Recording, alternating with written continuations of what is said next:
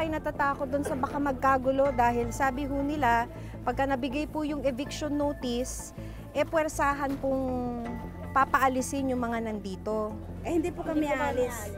Hindi Kasi ho nandito kayo na kami. Ilalaban lang ho namin yung magkabahay ka.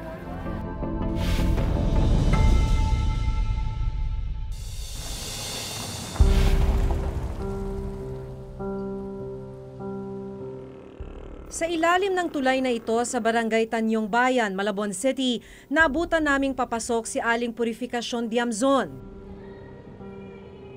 21 taon na silang nakatira dito sa maliit, masikip at delikadong bahagi ng tulay. Danger zone kung tawagin ito ng pamahalaan. Ito si Arto. Dito pa kami naliligo. Dito kami nagbabawas. Itong bahagi na to, ito pong aming tulugan. Yan, ganyan lang po kami yan. Ganyan lang po ang kusina ko. Sa maliit na kwartong ito, kasama niya ang 2 anak at 1 apo. Kapag tumataas ang tubig sa ilog, kailangan raw nilang ilipat ang kanilang mga gamit sa itaas ng tulay. Kahit namang labag sa kalooban ko, siyempre takot ako. Siyempre mainit, walang ilaw. Ano lang po, sa tubig, bumibili lang kami sa tawid.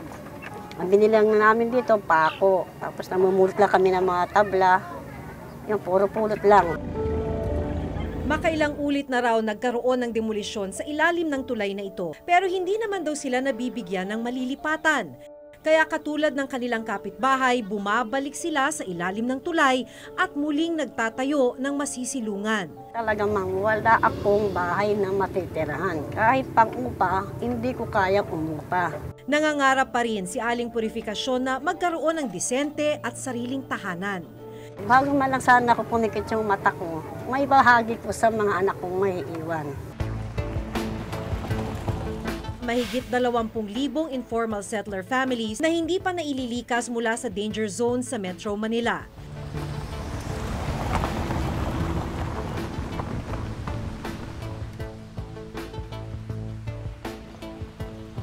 Makailang ulit na rin naming naidokumento ang pakikipagsapalaran ng mga nakatira sa danger zones.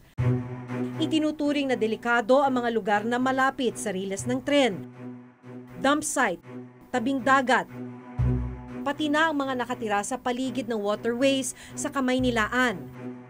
Ang problema sa pabahay para sa mga nakatira sa mga danger zone nila yung tugunan ng nakaraang administrasyon. Taong 2013, nilagdaan ng Memorandum Order 57 kung saan naglaan ng gobyerno ng 50 billion pesos para sa pabahay. Inatasan ng Department of Interior and Local Government o DILG sa koordinasyon ng National Housing Authority o NHA na matutulungan mabigyan ng relocation site ang mga pamilyang nasa danger zone, partikular ang nasa major waterways sa Metro Manila. Target na ma-relocate ang mahigit 100,000 pamilya. Yung 6 na relocation sites dito sa Pandi, Bulacan ay bahagi ng 50 billion peso project ng nakaraang administrasyon para mailipat ang nasa mahigit 100,000 pamilya na nakatira sa mga danger zones sa Metro Manila.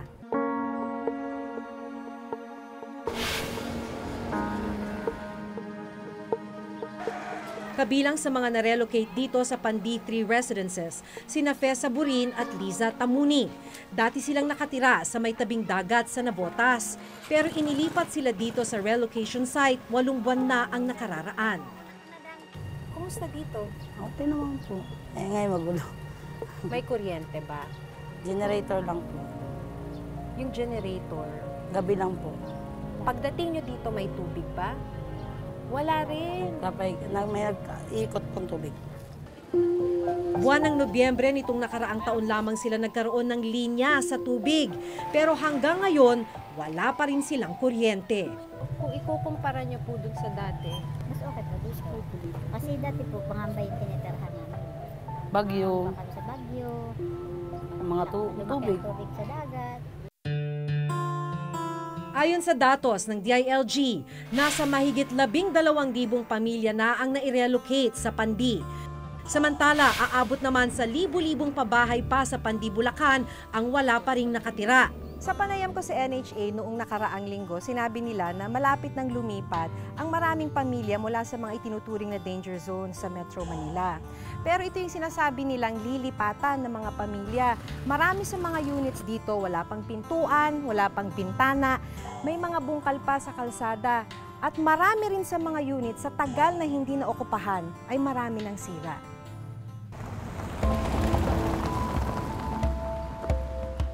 Nang silipin namin ang ilang bahay, ang ilan nagkaroon na ng mga bitak sa pader. May ibang sira na ang mga pinto at bintana. May ibang unit naman na sira na ang mga lababo at palikuran. Wala pa ring linya ng tubig at kuryente ang ibang pabahay. Meron namang dahilan kung bakit kulang-kulang.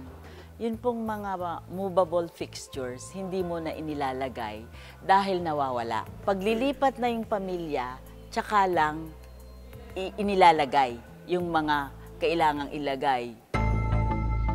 Nasa 5 taon nang walang naninirahan sa libu-libong pabahay sa Pandi, Bulacan. Ang matagal na pagkakatiwangwang ng mga pabahay ang siyang idinadahilan ng ilang miyembro ng militanteng grupong Kadamay para lusubin at pwersahang okupahan ang libu-libong unit ng pabahay sa 6 na relocation site dito sa Pandi, Bulacan. Hinarangan man ng backhoe, nagawa pa ring makapasok at magbarikada ng militanteng grupo. Kinaumagahan may mga dumating pang ilang miyembro ng Kadamay. 6 na resettlement areas ang inokupahan dito pa lang sa Pandi, Bulacan. Kabilang na rito itong Pandi 3 residences at itong nasa may harapan ko naman ang Pandi 2 residences. Sinasabi ng Kadamay na mahigit 5,000 unit na ang kanilang naokupahan.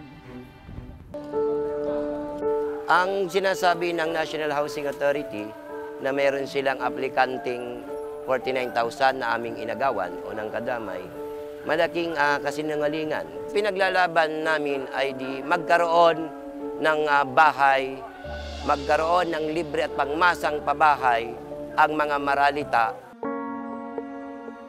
So yung inokupahan nila po ay para sa iba pang hindi inililikas mula sa danger areas na kasama sa 60,000. Yung iba naman pong inokupahan, kasi 2 programa yung pabahay na inokupahan nila eh. At yung iba pa ay yung AFP PNP housing. Yon na low salaried personnel, na yun yung control natin sa disposition ay nasa AFP PNP Housing Board. Ilan sa mga nag-okupa ng mga pabahay nakatira sa Bulacan at hindi sa mga tinarget na mailipat mula sa Metro Manila. Isa sa mga nagtungo sa Pandi 3 relocation site ang 54 na taong gulang na si Aling Nilda Kawilan. Galing ako sa ospital, sabi nila nagbuo daw sila ng samahan para sa nangungupahan. Tapos yun po, sumama ko mula nung 8, hindi na ako umuwi. Maghahanap daw po sila ng mga nakatiwangwang na bahay na walang tao at pangsamantala daw na nila titirahan. Kaya sumama po ako dito. 3 dekada nang nangungupahan sina Aling Nilda sa Bukawe, Bulacan. Pero dahil naputol ang sustento ng kanyang anak na nagbabayad sa upa ng bahay, 3 buwan na silang hindi nakababayad. Kaya pinapalayas na sila ng may-ari ng paupahan. Yung inuupahan niyo pong bahay, sinara na yun. Hindi po, nakiusap ako nung umuwi ako, bago ako pumunta dito nung 8. Nakiusap po ako na maghintay-hintay lang po sila kahit ilang araw lang po.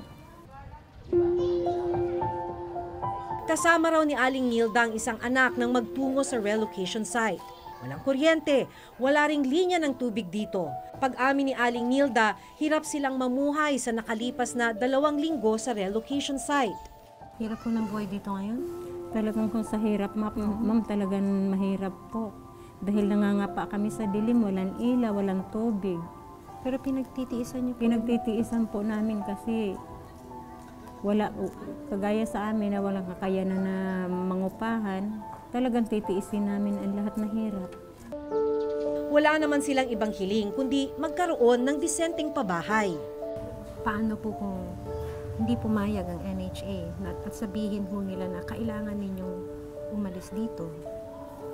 Hindi po talaga kami aalis dito, ma'am, kasi wala naman po nakatira dito. Siguro, ma'am, sa kadami-dami namin, 1,000 po kami dito. Hindi naman po kami siguro nila mapapatay lahat. Basta po pinanindigan po namin na dito na lang po talaga kami.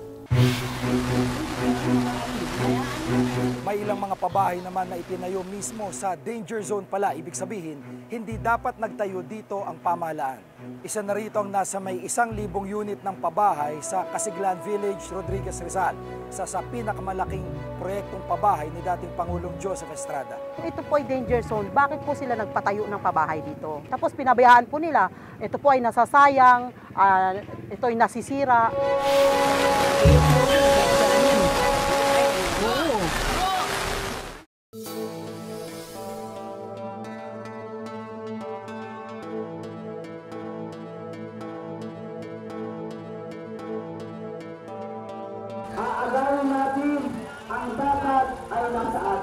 Eksaktong 2 linggo na mula nang magsimulang okupahan ng ilang miyembro ng Kadamay ang libu-libong kabahayan dito sa mga relocation sites sa Pandi, Bulacan. Dito sa Pandi Residence 2, may makeshift na gate. Ito yun. Tapos lahat ng mga pumapasok dito, tinitignan kung may ID para daw matiyak kung sila nga ay miyembro ng Kadamay. Nitong Lunes, nagsimula ng magbaba ng eviction notice ang National Housing Authority sa mga nag-okupa. Pero pinunit at itinapon naman ng mga miyembro ng Kadamay ang mga idinikit na eviction notice. Hindi ba kayo natatakot doon sa baka magkagulo dahil sabi ho nila, pagka nabigay po yung eviction notice, puwersahan pong papaalisin yung mga nandito. Hindi po kami aalis. Hindi kasi ho nandito kayo na kami. Ilalaban lang ho namin yung magkabahay kami. Si Janet Bongon, bitbit pa ang 6 na anak at kanyang asawa nang magpunta rito sa relocation site. Naninindigan din siyang hindi aalis dito kahit hindi naman sila ang benepisyaryo ng naturang pabahay. Kahit sabihin na po nilang mali, wala na kaming magagawa, nandito na kami, hindi na kami lalabas sa bahay na to, sa amin na to. Kasi siyempre, yan, ang dami ko rin mga anak. Lalo na pag naglakihan na yan, lalaki sila na wala kaming bahay. Pagdidiin ang kinatawa ng grupong Kadamay, sinubukan nilang makipag-usap sa gobyerno bago pa man nila nilusob ang mga relocation site. Bago pa mag-June 30 at June 30 hanggang January 20, 2017, ay humingi kami ng pakikipag-usap sa gobyerno. Hindi kami pinakikinggan, kami nang kukuha ng mga pabahay na dapat sa Maralita. Kami po ay naglunsad ng mapayapang dialogue dahil naninindigan naman po sila na hindi aalis. Doon na po tayo magsisimula ng legal process. Sa ngayon, nasa 3,833 units ang hindi pa okupado. Bawat unit nagkakahalaga ng 240,000 pesos. Nakalaan raw ito para sa mga pamilyang nakatira sa waterways o danger zone na naghihintay na lamang na mai-award sa kanila ang mga pabahay. Ayon sa National Housing Authority o NHA, may tamang proseso bago mabigyan ng pabahay ang isang aplikante. Kailangan ding masuri kung kwalipikado ang sino mang bibigyan ng pabahay. So dito sa danger areas in Metro Manila, as early as 2010, may mga census na yan. So may mga master list na po yun. Kaso nga, hindi sabay-sabay natayo yung mga houses. Hindi lahat ng na-census na nandun maaaring mapunta sa resettlement. Dadaan pa sila sa eligibility screening. Nagbigay na rin ng pahayag ang Pangulo tungkol sa nangyaring kaguluhan sa Pandi, Bulacan. You know, if you want to ignore the law, you cannot do that. I will force the issue with eviction. Sa socio-economic report na inilabas ng National Economic and Development Authority para sa taong 2015, 48% sa kabuuang target na mahigit 100,000 units ang idineklarang tapos na. Samantalang 31% naman sa mga pabahay ang hindi pa nasisimulan dahil sa problema sa pagbili ng lupa, building construction at issue ng relokasyon. Bahagi pa rin ito ng 50 billion peso relocation fund. Sa target na 123,281 units, 81,031 units pa lamang ang naipatayo ng gobyerno. Sa isang dokumentong nakuha ng Reporter's Notebook mula sa Department of Budget and Management na inilabas nila taong 2016, lumalabas na nasa 15,000 mga housing units ang ipinatayo ng NHA para sa 26 na relocation sites ang nananatiling nakatiwangwang o hindi pa natitirhan. Ang dahilan, tumanggi umano ang mga benepisyaryo na tirhan ang mga pabahay dahil sa kawalan ng kabuhayan, pasilidad na pangkalusugan, eskwelahan at kawalan ng linya ng kuryente at tubig. Bukod sa mga nakatiwangwang na pabahay, minsan na ring naging issue ang di umano'y substandard na pagkakagawa ng ilang pabahay ng gobyerno. Noong taong 2015, 3 unit ng pabahay ng NHA sa San Jose Heights sa San Jose del Monte, Bulacan ang gumuho matapos lumambot ang lupang kinatatayuan nito. Nang bisitahin ng Reporter's Notebook ang relocation site, naitayo na ang mga nasirang unit, kasalukuyan ring may nakatira na rito. May ilang mga pabahay naman na itinayo mismo sa danger zone pala, ibig sabihin, hindi dapat nagtayo dito ang pamahalaan. Isa na rito ang nasa may 1,000 unit ng pabahay sa Casiglan Village, Rodriguez, Rizal, sa pinakamalaking proyektong pabahay ni dating Pangulong Joseph Estrada. Inilipat dito ang mahigit 1,000 pamilya pero kinailangang abandonahin ang pabahay noong 2012 matapos na malubog ang mga ito sa baha dahil sa lakas ng ulan dulot ng habagat. Idiniklarang danger zone ng Manila Observatory at ng mismong munisipyo ng Rodriguez, Rizal ang mga relocation site. Dapat hong panagutin kung sino man hong involved na mga ahensya at project proponents, no, ng mga pabahay po na naglalagay ho ng mga pabahay sa mga danger zones. Nang bisitahin ito ng Reporter's Notebook nito lamang Martes, napag-alaman namin na ang dating abandonadong mga pabahay sa Rodriguez, Rizal at San Jose del Monte, Bulacan, inokupahan na rin pala ng mga miyembro ng iba't ibang militanteng grupo nitong Disyembre ng nakaraang taon. Minabuti na lang daw nilang tirhan ng mga ito kaysa manatiling nakatiwangwang. Ang sabi po ng NHA, danger zone daw po ito. So ito po inatingga ang pabahay na ito ng 5 taon. Ang tanong po naman po sa kanila, kung ito po ay danger zone, bakit po sila nagpatayo ng pabahay dito? Tapos pinabayaan po nila, ito po ay nasasayang, ito ay nasisira. Kahit na idineklarang danger zone, hindi na raw ito alintana ng mga umukupa ng pabahay. Hindi po kami natatakot at kung magkaganon man po, kami po ay lilikas po kami. Sa mahigit 100,000 pamilyang nasa danger zone sa Metro Manila na tinarget na mailipat noong taong 2013, nasa mahigit 20,000 pamilya pa ang hindi nabibigyan ng pabahay. Kailangan po talaga ng madaliin or dagdag na pondo. Yung ibang reforma sa pabahay, hanap buhay, governance, maa-address po natin unti-unti yung challenges po ng housing program.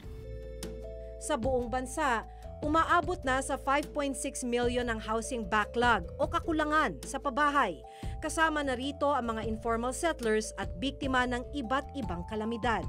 Yung pangunahin pong panawagan ng bagong administrasyon ay yung pagkakaroon po ng in-city or near city at on-site na resettlement sa ating pong mga kababayan. Yan ho dapat yung priority.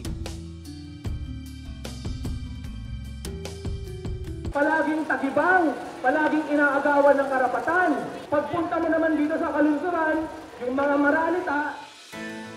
Maraming mga lugar sa Pilipinas na hindi dapat tinitirhan o itinuturing na danger zone pero pinagtsatsagaan ng marami. Libo-libo naman ang mga bahay na dapat ay may nakikinabang pero walang nakatira. Milyong pisong pondong galing din sa busa ng mga mamamayan ang hindi napakikinabangan. Isa ito sa mga problemang kailangang matugunan ng pamahalaan. Hanggang sa susunod na Huwebes, ako si Maki Pulido. Ako si Jiga Manikad at itong bagong dekada ng Reporter's Notebook.